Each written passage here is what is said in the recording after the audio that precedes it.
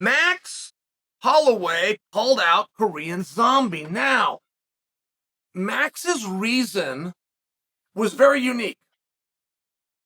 And frankly, it was awesome. He just said, I fought everybody of my time. All the top guys that were fighting when I was fighting, trying to be a top guy, I've competed with, except one, and that's Zombie. And there was a time when Max was in the division and hadn't yet broken into the top 10, and Zombie was the number one contender. I think he was ranked number 2, but he was the number one contender. He got the fight with Jose Aldo. Just to offer context for you of how long Max has been studying guys, including that one, and never matched up with them. It's very unusual that somebody coming off of a loss would get in there with somebody coming off of a win, particularly a very clear number one contender. And then in Max, and you got a guy coming in off of a loss. Zombie's already accepted. But he accepted and he wanted to do the match for the same reasons that Max asked for, which had nothing to do with personal beef or conflict. They just thought between them they needed to wrap that up. I think we all get that, right? That's pretty cool. And they'll probably go in that direction. But quick time out. What's Max saying? What's he saying? Is he saying this is the last thing I have to do? Is that what he's saying? Hey, before I go, I need to. This is what I envisioned. I've still got one more. And Max is very young, right? Max can't forget that, but I don't want you guys to forget that. Max even had a record, guys, at one point. He was the youngest guy in the UFC. I want to say he was 20 at the time that he had that. And there might be a little bit more ink to that, like he was the youngest featherweight in the UFC. But I don't think so. The way I remember it, and I'm going back to 2013, we're on a card together. We fought on a card together out in Boston. I think it was just flat. He was the youngest guy. Got brought in. He fought Conor McGregor on an undercard. Could you imagine Max Holloway, Conor McGregor? They're on an undercard. But it was just the time that they were at. Right? I didn't know these were world champions. I didn't know these were main eventers. Really interesting to think about it from that perspective. But hold the thought, because he wants to take on Zombie. And there's just a part of me that's like, hey, whoa, Max, I got to remind you. You're young. Max is fresh. Max is getting better. Max is looking better. He did stuff in the Arnold Allen fight, particularly defensively. Like, Max's offense was very on point. He usually goes to the body just a little bit more than he went to the body on Saturday. But defensively, I think there was a time that Max got hit. And right as he gets hit, but he turns with it. You guys watch Slap? You guys watch the Slap? And you've seen, don't act like you don't. You've at least seen it on TikTok. One of the very few things that you can do from defense is when the guy hits you, you can turn. You can't turn before he hits you. The judges will score you down. So you got to really tight. But that Max did that with punches. Max was taking punches and he would turn and take all the heat off him. He'd come firing back. I'd watch him get hit. I thought, oh my God, he's gonna go down. His neck would whip his whole, but no, he was doing it on purpose. It was just an interesting thing. I'm just bringing to you, there was a new wrinkle. And you don't get better and you don't bring new things after a certain age. Max just simply isn't there. Max's best days from a physicality standpoint are still in front of him. This guy's a world champion. Max became world champion not in his prime. He was still approaching his prime. He was the best in the world. This is how good Max is.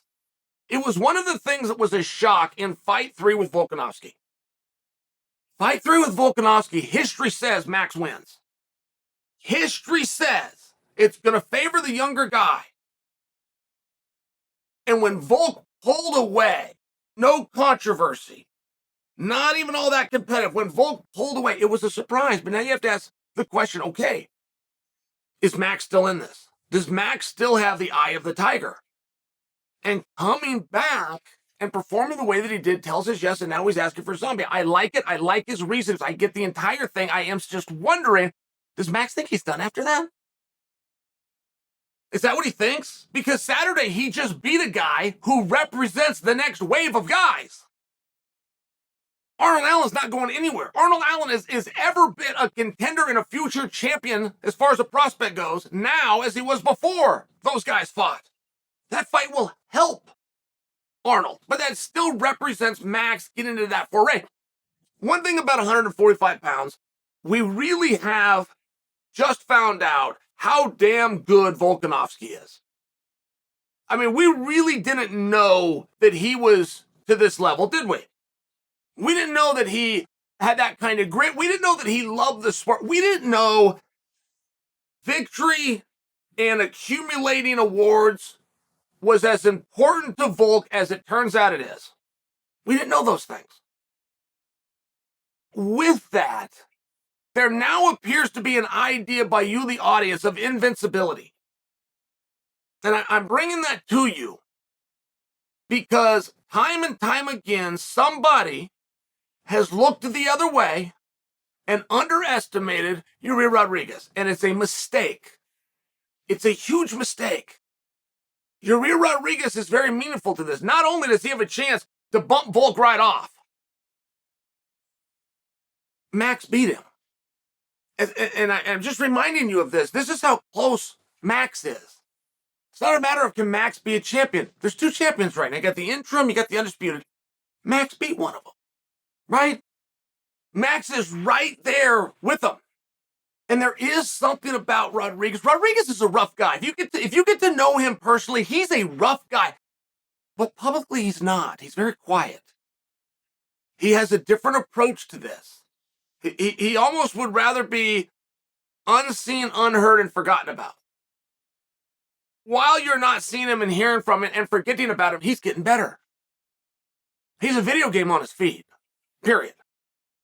He's a video game. He is more unconventional and unpredictable than Demetrius Johnson.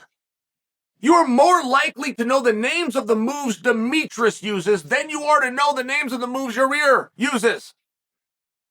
He won his last two fights on the ground over black belts. I mean, I'm just sharing for you. He is getting better, and he's approaching Volkanovski like he's approached everybody else, including Brian Ortega, including Josh Emmett, quietly and unnoticed. And I know the idea of invincibility when that gets created, but nobody knows what they don't know. I'm not seeing any signs. I'm picking Volk. I'm not seeing any signs that something's happening there. I'm just sharing for you when you get a little bit distracted, and that can happen with success. I don't think that Volk wants to beat Rodriguez. I don't think Volk goes to bed at night. I don't think Volk's driving to practice, getting his head right, thinking about Yair. I don't. I think he's going to bed. I think he's envisioning. I think he's driving to practice, thinking about Islam.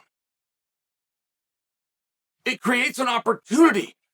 And the only reason I'm bringing your attention to that fight is because whenever that happens in that fight, greatly affects Max Holloway, who has said he would like to fight the zombie, so it's the last of his era. Excuse me, Max, you were a young guy. You came and beat up all these guys that you think are part of your era, man. You interfered in their era. You're now in your era, right now. The guys that are right here, right now, this is the time that you should have been here. This is the time where a normal person, age-wise, gets into the organization, trying to work their way to a main card or to a main event. It's a really interesting spot. It's an interesting mindset. I like the call out. I like that Zombie accepted it. I think we're probably going to see that match. From a mindset approach, Max does need to be reminded, even if it's by me and it's right now. This crop and this group, as he looks left and he looks right, this is his true era.